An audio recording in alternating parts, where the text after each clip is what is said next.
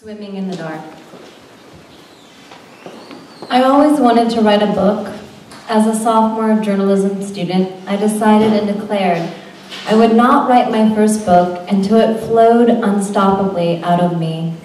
I foolishly thought the words would come like a force of nature, begging me to write them down in perfect form and order, practically arresting me from the rest of my obligations and consuming me day and night. I imagined, of course, that it would be brilliant and perfect and sought after and widely praised. As most writers and artists know, creativity doesn't work quite like that. The structure and discipline of the practice does need regular cultivation. But I did have a bit about flow right. I wrote The Other Side of the River in pieces over a 3-year period that spanned 2 master's degrees. I had no idea it was a book or even that the sections went together at first. I just kept wanting to write about rivers and using water as a metaphor for psychological inquiry. I discovered I had a book in me when I found myself unexpectedly pregnant.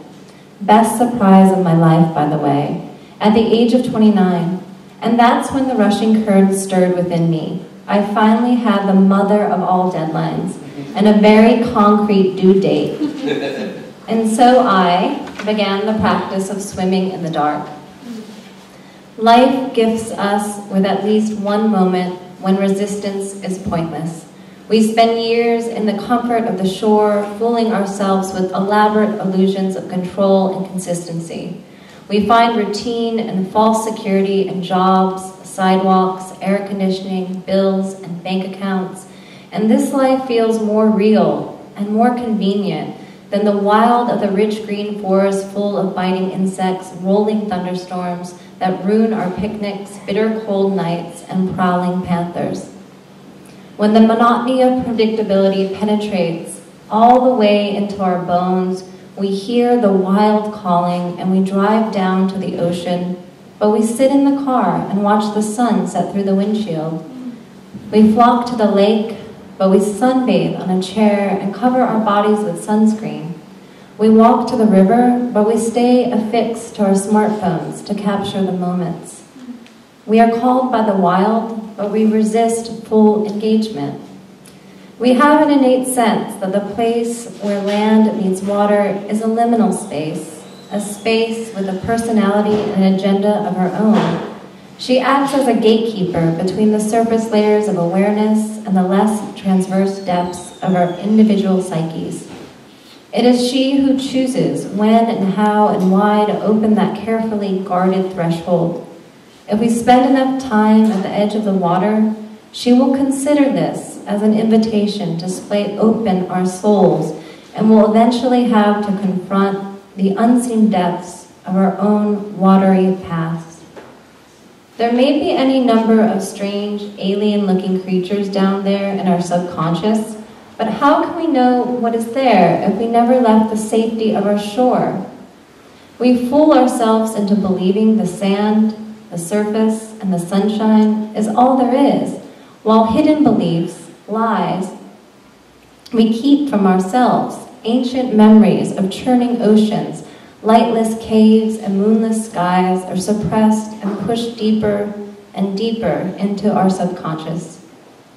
But life promises this, that moment when resistance is futile will come.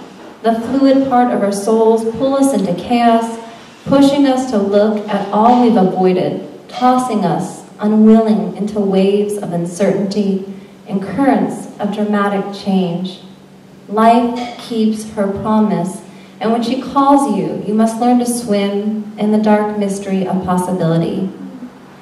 Berkeley, summer 2014.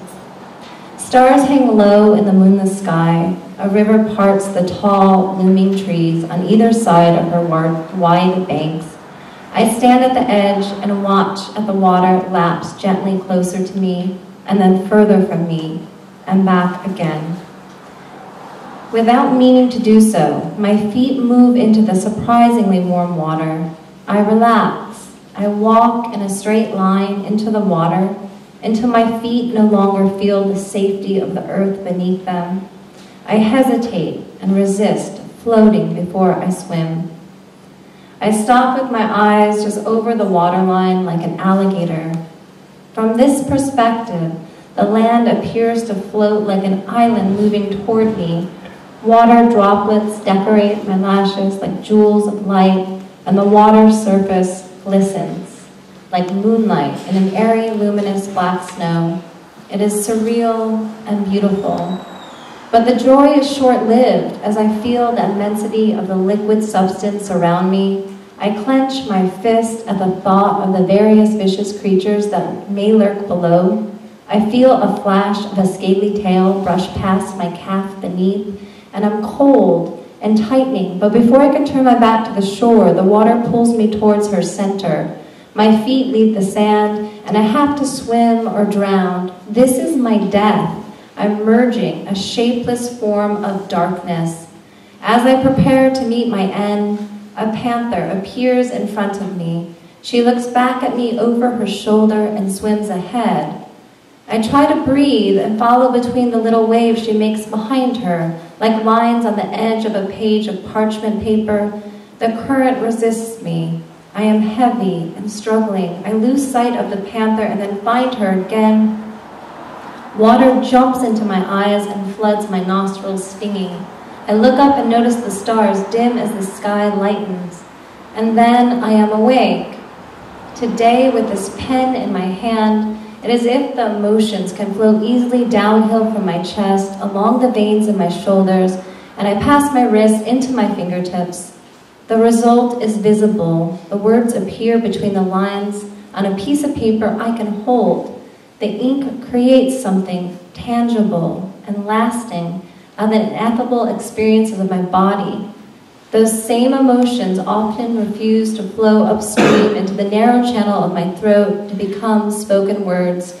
And even though the sound vibrations dissolve in the air much more quickly than ink on paper, the lines on this page acts as the bank for a river, providing structure so the words can flow. I peek around the other side of a mass of faithless fear to curiosity. This is the current of possibility. The intersection of inner and outer landscapes merge. I am the river. I am sand, articulating these rows, these patterns of memories that crisscross across my body and overflow through my fingers is how I learned to put down roots, to leave marks in the sand, to feel my way across in the dark.